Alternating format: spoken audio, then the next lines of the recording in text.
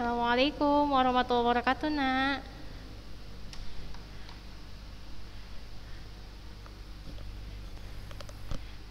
Alhamdulillah. Kok pada lesu-lesu mukanya nih? Senyum dong. Udah. Jadi, sebenarnya hari ini Ustazah maunya kita ulangan praktek. Tetapi karena kendala suatu hal, Ustazah belum bisa hari ini kita praktek. Tapi insya Allah kita akan ulangan praktek nanti di luar jam sekolah aja ya, Nak. Karena prakteknya juga nggak susah, ya. Nggak apa-apa ya. Untuk teman-teman yang lain yang udah nanya-nanya ke Ustazah, Ustazah ujian praktiknya apa, Ustazah ujian praktiknya kapan gitu. Insya Allah nanti bakalan Ustazah kabarin karena ujian praktek kita nggak sulit-sulit kok. Pokoknya seputar apa yang kita pelajari, ya Nak ya. Oke. Naam. Oke, nah hari ini kita akan lanjut dulu materinya karena Ananda sekalian bakalan menghadapi PAS. Jadi Ustazah mau materinya harus lengkap-lengkip dulu, baru kita lanjut nanti insya Allah. Kalau enggak hari Senin, kita ulangan PASnya hari Selasa. Tapi kemungkinan besar hari Senin ulangan PAS, ujian prakteknya hari Senin. Di luar jam pelajaran aja. Karena di luar jam pelajaran karena ngerjainnya enggak sulit kok. Mudah banget ulangan prakteknya. Ya Naya? Oke? Nah, bagi ananda-ananda sekalian yang sudah hadir dalam pembelajaran biologi via Zoom hari ini, silakan ketikkan namanya, kemudian keterangan hadir supaya Ustazah tahu nih pada hadir semua anak-anaknya Ustazah. Ya, jangan lupa karena kalau nggak diketikkan di kolom chat itu ananda sekalian hadir, maka nanti akan Ustazah repot jadinya. Kenapa nih kok nggak hadir? Jadinya absen kan, sayang kan. Oke? Silakan yang lain yang mic-nya masih terbuka, silakan dimatikan mic-nya karena Ustazah mau suara Ustazah aja yang sampai ke anak-anaknya Ustazah. Jangan ada suara apapun di situ, mic-nya silakan matikan dan buka videonya supaya Ustazah nampak wajahnya. Dan juga kalau Ustazah mengucapkan salam, baru di situ buka mic-nya, atau Ustazah nanya, maka di situ baru boleh dibuka mic-nya. Ya, bismillah. Kita mulai aja pembelajarannya hari ini tentang jaringan hewan. Oke, nampak? Jaringan hewan. Jadi kan ceritanya minggu lalu kita udah belajar tentang jaringan hewan. Jaringan hewan apa aja yang udah kita pelajari? Coba sebutkan anaknya Ustazah. Nurmisbah, Nak. Jaringan apa aja Nak yang kita pelajari minggu lalu Nak? Kemudian epitel saja. Jaringan epitel saja. Jaringan epitel saja. Ya, berarti jaringan epitel saja kan yang baru kita pelajari. Nah, epitel apa aja Nak? Silahkan anaknya Ustazah. Kesuma, mana Kesuma nih? Kesuma Arum.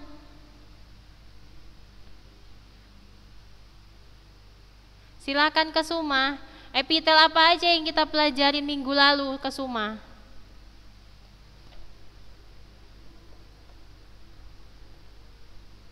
Ayo dibuka mic-nya. Kesuma, mana nih?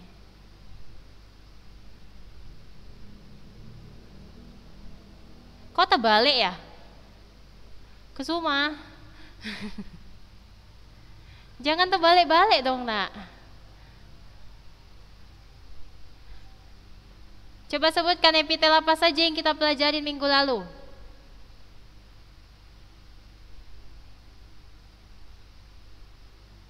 Epitel 10, 9, 8, 7, 6, 5, 4, 3, 2, 1, tet. Nggak bisa jawab. Oke, yang lain.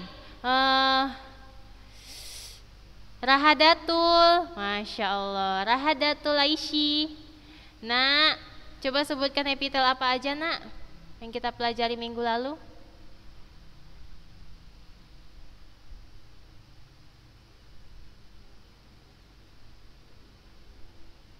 Loh, kok lain epidermis kok ke endotelium?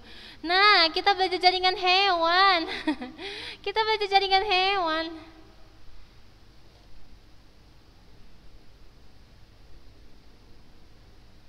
Hah?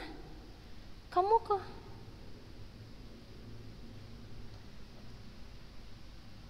Bukan itu yang Ustazah bilang. Iya, yang berdasarkan bentuk dulu, karena di buku kalian yang berdasarkan bentuk. Coba. Iya. Hmm.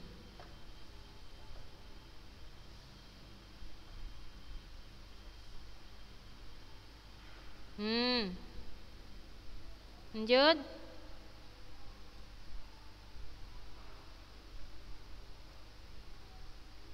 Hah? Hah? Hah? Iya, yang lain. Yang lain masa nggak baca yang lain? Masa cuma yang mesti dijelaskan aja? Udah, oke. Udah ya, Masya Allah. Bagus Rahadatul. Jadi ada 3 yang udah kita pelajarin. Di buku itu ada epitel pipih. Epitel pipih ada yang selapis, ada yang berlapis. Kemudian dia yang selapis itu letaknya di alveolus, di kapiler, sedangkan yang berlapis letaknya di kulit, contohnya di mulut dan di vagina. Kemudian epitel kubus atau kuboid epitelium, itu juga ada yang selapis dan ada yang berlapis. Letaknya juga beda, kalau yang epitel selapis, yang kubus, itu ada di saluran kelenjar ludah, sedangkan yang berlapis itu ada di ovarium, testis, kemudian saluran kelenjar keringat. Kemudian kita juga udah belajar tentang epitel silindris, selapis dan berlapis, ya kan? Yang selapis letaknya di lambung. Nah, yang epitel silindris ini karena letaknya di lambung, dia berdekatan dengan sel goblet. Sel goblet itu fungsinya untuk menghasilkan asam lambung atau HCl untuk mencerna makanan yang kamu makan. Sedangkan epitel berlapis itu dia fungsinya untuk sekresi dan juga pelindung. Contohnya adalah di laring, di faring, kemudian ada di trakea dan di kelenjar ludah. Itu yang udah kita pelajari. Nah, kita lanjut epitel dari epitel silindris ini. Nah, selain ada yang selapis dan berlapis, dia juga ada yang berlapis semu bersilia. Oke, jadi ada 3 jenis yang silindris. Ada yang selapis, 1 lapis, kemudian ada yang berlapis, dan ada yang berlapis tapi bersilia. Bersilia itu maksudnya dia memiliki rambut-rambut halus di permukaannya. Sudah? Jadi kita baca ya. Epitel semu berlapis semu bersilia, epitel silindris ini memiliki sel epitel yang tersusun seperti 2 lapis. Namun terjadi karena hanya perbedaan tinggi selnya saja, sehingga bagian apikal yang terlihat adalah hanya sel yang tinggi. Contohnya adalah epitel saluran pernapasan atas. Saluran pernapasan atas itu yang perlu kamu tahu, contohnya dimulai dari apa kita bernapas? Coba sebut. Hah? Langsung ke tenggorokan, cepet banget ya. Oh, Masya Allah. Saluran pernapasan atas itu Masya Allah, udah pada tahu semua ya. Hidung, dari hidung pergi ke tenggorokan, bukan kerongkongan ya. Kalau kamu napas lewat kerongkongan, langsung masuknya ke lambung. Enggak ya. Jadi hidung, kemudian tenggorokan kemudian masuk dia ke cabang tenggorokan atau bronkus, masuk ke cabang ke cabang bronkus atau bronkiolus, dari bronkiolus baru ke alveolus, baru ke darah. Sudah? Nah, begini, ketika kalian makan, kalau pernah nggak ada situasi lagi makan nih, tapi pas makan itu bicara sama teman, ketawa hahaha, kemudian tersedak gitu. Pernah kan? Nah, itu kenapa? Karena nak, di antara tenggorokan sama kerongkongan kan itu ada 2 jalur ya. Ada tenggorokan, ada kerongkongan. Tenggorokan itu untuk ke paru-paru, kerongkongan untuk ke lambung. Kalau kamu makan otomatis makanannya masuk ke kerongkongan kan. Sementara kalau kamu bicara atau kamu bernapas itu salurannya ke tenggorokan. Jadi kalau makan sambil ketawa, makan sambil bicara, makanannya bingung mau masuk kemana. Hasilnya dia hampir mau masuk tuh ke tenggorokan, makanya kamu tersedak gitu.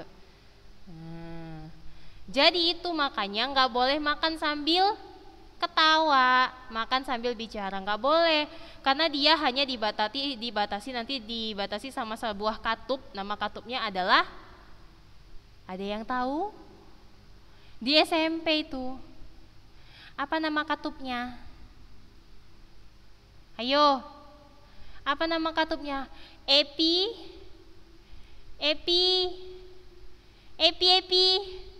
Nggak ada yang tahu, padahal dapat nilai plus itu loh. Epiglotis nak. Masa nggak tahu? Masa nggak ingat? Epiglotis namanya adalah katup epiglotis. Dia yang menutup tenggorokan kamu ketika kamu makan. Begitu juga ketika kamu bernapas, dia menutup kerongkongan kamu. Begitu dia fungsinya. Sudah? Itu untuk sel silindris berlapis semu bersilia. Kemudian epitel yang keempat adalah epitel transisional. Maksudnya apa Ustazah epitel transisional ini? Epitel transisional ini nak, dia bentuknya berubah-ubah dengan cara mengembang dan mengempis dan bersifat impermeable. Kalau di buku kalian tidak ada di situ epitel transisional.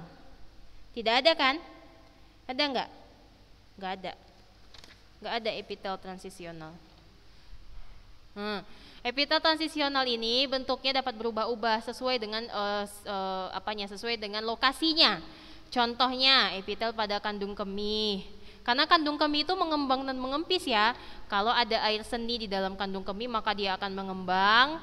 Kalau udah sesak pipis mau dikeluarin pipisnya maka dia akan mengempis. Jadi mengembang dan mengempis. Kemudian ada dia letaknya juga ada di ureter, ada di uretra, dan ada di tubulus ginjal. Sudah? Yang kelima, epitel jenis yang kelima berdasarkan bentuknya adalah epitel kelenjar. Epitel kelenjar. Epitel ini terletak pada kelenjar endokrin dan eksokrin. Nah, bentuk epitel kelenjar ini terdiri dari bentuknya seperti tabung dan juga ada yang bentuknya seperti membulat. Nah, ini dia. Kalau untuk sel epitel susunan jaringannya seperti ini antara jaringan epitel dengan jaringan ikat. Tadi kita udah bahas kan minggu lalu. Jadi Ustazah ketemu epitel dulu apa jaringan ikat dulu? Jaringan pada hewan kan ada epitel, ada jaringan ikat. Nanti kita bahas jaringan ikat. Kemudian ada jaringan darah, nanti ada jaringan lemak dan sebagainya. Nah, paling luar dari tubuh kamu itu dibungkus oleh jaringan epitel. Makanya di sini nomor 1 dan 2 itu adalah bagian dari jaringan epitel. Kemudian nomor 3 dan 4 juga bagian dari jaringan epitel, tetapi hampir mendekati bagian kelima. Bagian kelima adalah bagian dari si jaringan ikat. Saling berdekatan. Kita lihat satu-satu. Bagian yang pertama susunannya yang paling luar adalah bagian apikal. Apix itu artinya atas, apikal. Bagian terluar jaringan epitel itu dapat termodifikasi. Maksudnya termodifikasi ini maksudnya adalah sesuai tempat dan lokasinya. Kalau lokasinya itu ada di lubang pernapasan misalnya, maka di situ ada mikrofili. Mikrofili fungsinya adalah untuk memperluas bidang penyerapan. Maksudnya bidang penyerapan dari gas yang kamu hirup. Kemudian kalau posisinya dia ada di lambung, maka bagian apikalnya ada yang bersilia. Fungsinya adalah untuk menangkap zat-zat tertentu atau untuk menyerap zat-zat tertentu. Bagian yang kedua adalah bagian basal. Nah, bagian basal, ada yang tahu pengertian dari basal itu apa? Coba sebutkan anaknya Ustazah. Agina, mana Agina? Agina Humairah. Apa itu basal Agina?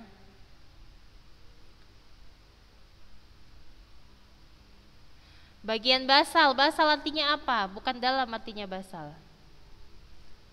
Artinya basal. Basal artinya dasar ya. Dasar. Bagian dasar, bagian bagian dasar. Kalau pengertian lebih konkretnya adalah bagian dasar. Tapi pengertiannya di sini adalah bagian terdalam jaringan epitel yang berikatan dengan jaringan ikat. Kemudian ada lamina basalis, bisa Ananda baca, ada lamina reticularis dan ada jaringan ikat.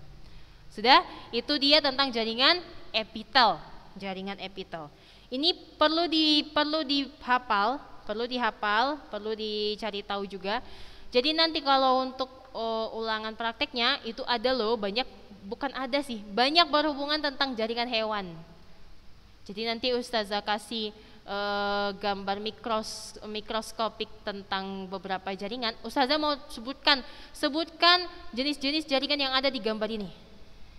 Nah, kalau di sini kan masih mudah ya nengoknya ya. Ini selapis, ini berlapis. Nanti nggak gitu. Nanti soalnya adalah langsung jaringannya nampak langsung. Jaringannya langsung, maksudnya nggak kartun gitu. Jaringan tubuh kamu langsung. Udah? Itu dia, jaringan epitel. Masuk kita ke jaringan ikat. Oke, jaringan ikat.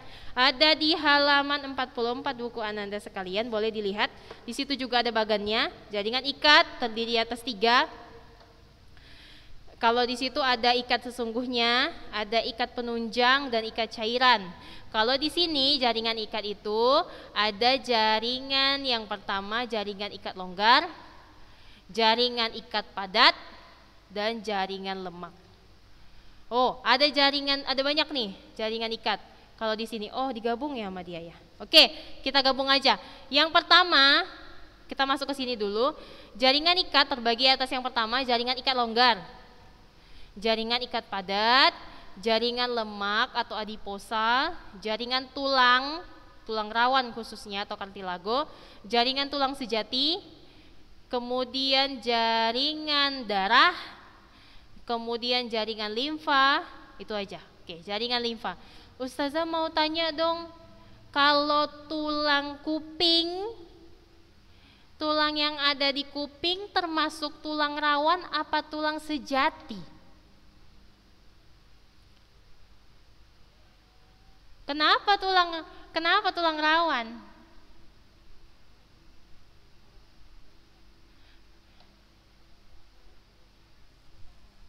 Oke, benar ya yang jawab elastis, benar. Dia elastis, kemudian tidak keras, kemudian bisa lentur atau maksudnya bisa digerakkan ke sana dan kemari. Sudah? Kemudian kalau tulang kaki termasuk tulang rawan apa tulang sejati? Kenapa tulang sejati?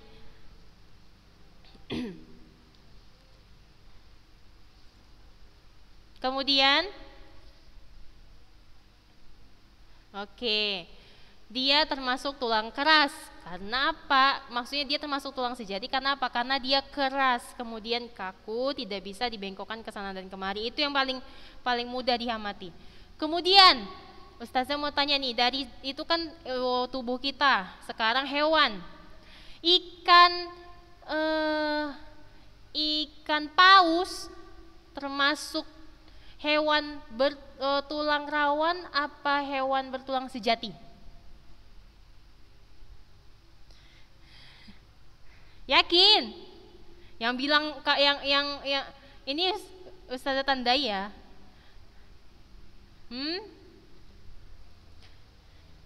Tulang sejati apa bertulang rawan? Ikan paus. Ya.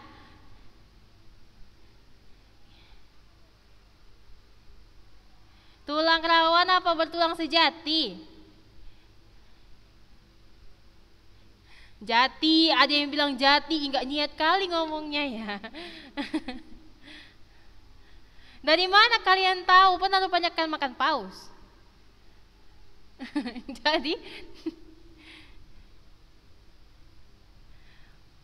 Apa? Ah, apa?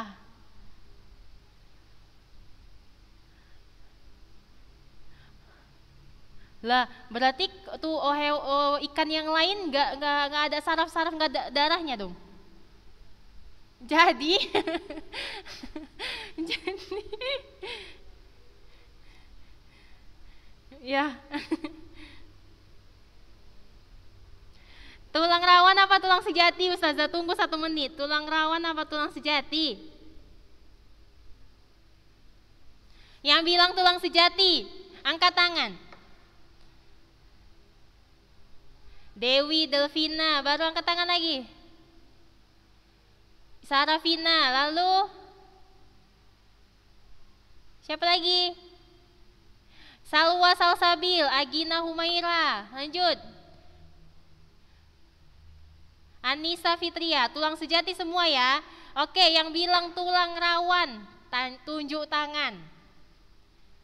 Khalimatus Sadia. Ade Amelia nunjuk tangan gak tuh? Yang gak nunjuk tangan Ustazah tandai ya, nampak nih. Ade Amelia, tulang rawan. Lanjut. Naziha, tulang rawan. Aprita, tulang rawan. Kesuma, tulang rawan. Nurmisbah, tulang rawan. Hanifah, tulang rawan. Rantia, tulang rawan. Oke, yang bilang tulang rawan benar. Masya Allah. Jadi ikan paus itu hewan bertulang rawan, nak. Ikan bertulang rawan, paus. Kemudian apa lagi? Apa lagi contohnya? Lumba-lumba, ikan pari, itu bertulang rawan. Sekarang Ustazah mau tanya, kalau ikan mas, tulang rawan apa tulang sejati?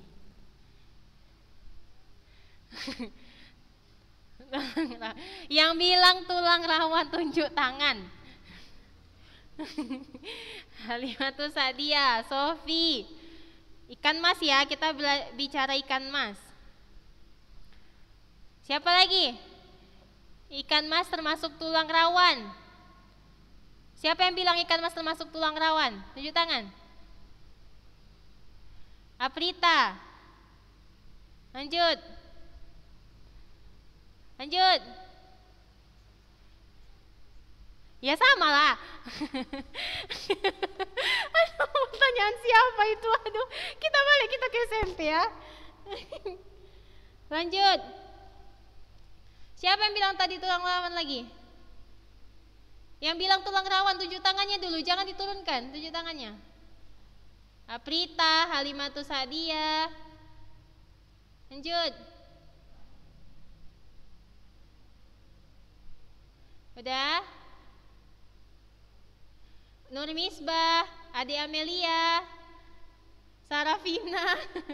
Lanjut. Udah? Oke. Yang bilang tulang sejati tunjuk tangan. Dwi Delvina, Naziha. Lanjut. Lanjut. Hanifah, Kesuma, Sakira. Siapa lagi? Yasmin, Karima. Siapa lagi? Salwa Salsabil. Salwa tadi tulang apa tulang sejati Salwa? Tulang sejati ya, Salwa tulang sejati. Anissa tulang sejati, Raihani tulang sejati. Oke. Ikan mas termasuk hewan bertulang sejati. Ayo yang bilang tulang rawan tadi ya. Ya nak, ikan mas termasuk hewan bertulang sejati ya, bukan bertulang rawan. Oke? Oke, kita lanjut. Itu sedikit intermezzo. Kita lanjut masuk ke jaringan ikat. Oke. Jadi jaringan ikat atau konektif atau penyokong. Dari situ aja udah tahu ya fungsi dari jaringan ikat. Fungsinya adalah untuk mengikat jaringan-jaringan lain menjadi satu dan berasal dari perkembangan mesenkim dari mesoderm. Maksudnya mesenkim ini atau mesoderm ini adalah jaringan tengah. Jaringan itu ada yang luar, ada tengah, ada dalam. Ada epitelium, ada mesotelium, ada endotelium. Nah, dia itu dari mesotelium atau dari jaringan mesenkim atau dari jaringan tengah. Tengah dia. Mese itu artinya tengah. Dah, fungsinya untuk mengikat, menyokong fungsinya. Jaringan ikat. Sudah? Komponen penyusun jaringan ikat kita lihat satu-satu. Jaringan ikat itu ada apa aja? Yang pertama komponen selnya ada makrofag. Kemudian ada fibrolas, ada sel tiang, ada sel lemak, ada sel darah merah, ada sel darah putih, ada melanosit. Kemudian itu untuk yang komponen sel. Ustazah mau tanya dulu dong, di sini kan di situ disebut ada sel darah merah, ada sel darah putih. Sel darah itu terbagi atas 3. Ada sel darah merah, ada sel darah putih, dan ada keping darah. Bahasa Latin dari 3 sel darah ini apa aja? Yang tahu coba tunjuk tangan. Sofi.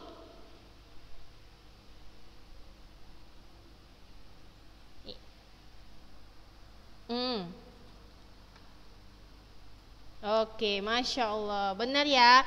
Sel darah merah adalah eritrosit, sama dengan eritrosit. Kemudian sel darah putih adalah leukosit. Kemudian sel keping darah adalah trombosit. Itu harus tahu, karena di beberapa buku nggak dibuatnya di situ sel darah merah, tapi langsung aja dibuatnya eritrosit ini sekian, leukositnya sekian, trombositnya sekian. Sudah? Ada di buku ya, halaman 45. Kok Ustazah tanya? Iya. Oke, kita lanjut. Jaringan ikat tadi ada makrofag, ada fibrolas, ada sel tiang, kemudian ada sel lemak, sel darah merah, sel darah putih, melanosit. Itu untuk komponen sel. Sekarang ada komponen matriks dan serabut. Yang pertama ada matriks, ada serat kolagen, ada serat elastik, semua serat lah di sini. Sudah? Itu nanti bisa Anda baca, nggak usah saya jelaskan lagi. Sekarang kita masuk dulu ke klasifikasi jaringan ikat. Jaringan ikat tadi yang pertama ada jaringan ikat longgar. Jaringan ikat longgar. Sudah? Jaringan ikat longgar ini adalah jaringan yang seratnya lebih longgar. Contoh, kita langsung masuk ke contoh aja ya. Contoh pada jaringan ikat ini adalah yang memberi bentuk fungsinya, yang memberi bentuk organ dalam. Menyelubungi serat otot, merekatkan jaringan di bawah kulit, membentuk membran mesenterium dan rongga perut yang mengatur posisi organ dalam. Jadi jaringan ikat longgar ini kalau di buku kalian itu ada di halaman 44. Halaman 44. Nampak di situ halaman 44?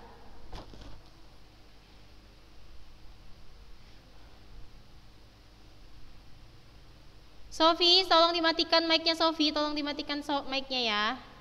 Udah? Jaringan ikat longgar itu ada di halaman 44. Lihat bagan yang ada di situ. Jaringan ikat sesungguhnya dari bagian atas 2, longgar dan padat. Nampak? Udah? Kemudian ada jaringan ikat padat.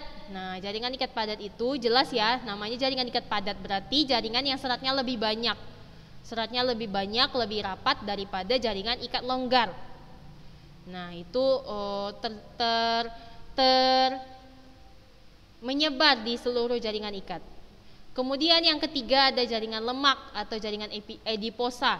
Jaringan ini adalah fungsinya untuk tentu menyimpan sel lemak. Sel lemak untuk apa? Sebagai persediaan cadangan makanan, sebagai alat pengatur suhu. Contoh misalnya begini. Ada orang yang lemaknya lebih banyak atau massa lemaknya lebih banyak daripada ototnya. Misal gini ya nak, nggak semua orang yang berisi badannya itu otomatis lemaknya lebih banyak, tidak. Tetapi apabila nanti ada alat pengeceknya bagaimana massa lemak dan massa ototnya. Jadi kalau lemaknya lebih banyak, otomatis ketika hawa sedang dingin atau ketika sedang dingin dia itu lebih bisa menstabilkan tubuhnya daripada orang yang massa lemaknya lebih sedikit daripada massa ototnya. Tapi Ustazah tadi tekankan di awal kan, orang yang bertubuh besar belum tentu massa lemaknya itu yang lebih besar. Kadang massa ototnya yang lebih besar sehingga dia bertubuh besar. Paham? Paham sampai sini? Jadi tidak muluk kalau misalnya orang yang bertubuh besar kamu bilang lemak kamu banyak kali, belum tentu. Karena ada itu nanti tesnya untuk mengetes bagaimana massa otot dan massa lemak. Jadi tetapi yang perlu kalian tahu, ketika massa lemak di tubuh lebih banyak, maka dia akan mampu mengatasi cuaca yang sangat ekstrim. Contoh, sangat dingin. Jadi dia lebih bisa mengontrol suhu tubuhnya. Awalnya memang kedinginan, tapi habis itu dia mampu mengontrol suhu tubuhnya kembali ke suhu awal. Beda dengan orang yang massa ototnya lebih banyak. Kalau massa ototnya lebih banyak, maka dia akan lebih mudah kedinginan, menggigil. Makanya itu pernah kalian jumpai, ada kok ustazah orang yang kurus tapi nggak kedinginan. Ada kok ustazah orang yang gemuk tapi kedinginan. Nah itu dia, karena nggak semua orang yang gemuk atau nggak semua orang yang bertubuh besar itu massa lemaknya lebih banyak. Paham? Paham sampai sini? Jadi nggak ada tuh istilah ketika ada orang gemuk, lemak kamu ya banyak kali. Enggak, belum tentu. Mana tahu massa otot dia yang lebih besar sehingga otot dia lebih banyak, makanya dia lebih gemuk badannya. Tapi itu isinya otot semua, bukan lemak. Paham? Nah, Masya Allah. Kalau belajar biologi, insya Allah anak-anaknya ustazah makin pintar nih. Udah, itu dia untuk jaringan lemak. Fungsinya jelas dia untuk persediaan zat makanan, kemudian alat pengatur suhu tubuh. Nah, ini ada jaringan tulang rawan dan tulang sejati. Jadi jaringan tulang rawan itu bahasa latinnya adalah cartilago. Sedangkan kalau jaringan tulang sejati itu osteon. Boleh dibikin di sini dalam kurung osteon. Ada osteon atau ostia juga bisa, itu untuk jaringan tulang sejati. Jadi di tubuh kita itu tersebar ada jaringan tulang rawan, ada jaringan tulang sejati. Yang perlu kalian garis bawahi di sini sel-sel penyusunnya apa aja, apa namanya. Nanti ada kondroblast, ada kondrosit, ada kondrin. Itu perlu dikasih tahu, perlu dicatat. Kemudian ada jaringan tulang sejati, nanti ada istilahnya osteoblast, ada osteosit, ada osteon. Sudah? Kemudian ada strukturnya. Struktur jaringan tulang rawan itu sangat berbeda dengan susunan jaringan tulang sejati. Ya nak, itu nanti sangat banyak perbedaannya di situ. Sudah? Bisa dilihat-lihat nanti antara perbedaan jaringan tulang rawan dan jaringan tulang sejati. Udah, untuk PR minggu depan, karena kita akan ujian prakteknya nanti di luar jam pelajaran, karena ujian prakteknya itu tentang mikroskopis jaringan. Maka untuk minggu depan ustazah mau anak-anaknya ustazah belajar lebih dalam tentang darah. Segala hal yang menyangkut darah silahkan dipelajari. Sudah? Paham dan sampai sini? Oke, karena waktu kita sudah mau habis, maka kita cukupkan saja pembelajaran kita sampai di sini. Nah, alhamdulillah kita sudah sampai ke jaringan ikat. Insya Allah kita sebelum pas sudah selesai jaringan hewan, ya. Biar kita lanjut ke materi berikutnya. Oke, kita akhiri aja pembelajaran kita hari ini. Silakan silakan kita akhiri dengan mengucapkan doa kafaratul majlis. Silakan dibuka mic-nya. Subhanakallahumma wa bihamdika asyhadu an la ilaha illa anta astaghfiruka wa atubu ilaih. Oke, sebelum ustazah akhiri, yang belum absen silakan absen di chat karena ustazah akan rekap itu absennya. Jadi ustazah tahu anak-anaknya ustazah pada hadir semua. Ustazah akhiri ya nak pembelajaran kita hari ini. Assalamualaikum warahmatullahi wabarakatuh nak.